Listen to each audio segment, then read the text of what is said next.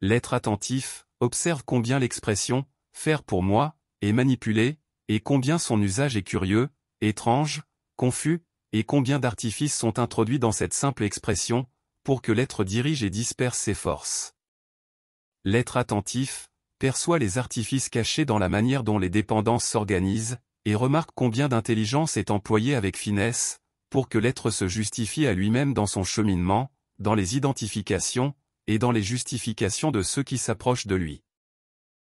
Comme il est dit que la vie est centrée sur les choix, l'être accepte ce concept, sans le remettre en question, et devient le serviteur de ce concept et de la vie elle-même.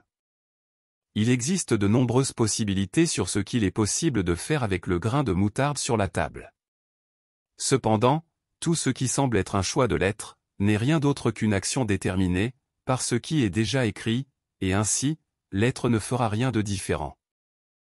Le livre aide l'être à échapper à ses illusions, et à prendre possession du jeu, c'est-à-dire qu'il le soutient dans son travail pour devenir maître de lui-même, et du jeu. Matin, après-midi, nuit, jour, saison, année et temps, sont des configurations conceptuelles bien construites, interprétées sans conscience, et superposées pour accueillir l'être. Les textes qui corroborent ces illusions, sont innombrables, et soutiennent, avec intelligence, l'éloignement de l'être, tant du texte que de l'auteur. Ces textes empêchent que le prisonnier, fournisseur d'énergie, se transforme en un habitant occasionnel, imposant sans accepter d'imposition. Mais le faire pour moi a ses propres règles, et ce ne sont pas les occasions qui font l'être, mais bien l'être qui crée les occasions.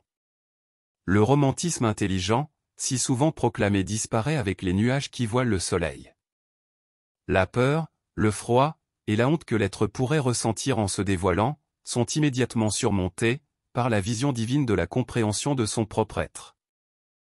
Le mage qui reconnaît en lui tous les pouvoirs, et qui sait qu'il ne les utilisera jamais, prend possession de sa conscience et de sa propre vie, et se retire des histoires, tout en restant en elle.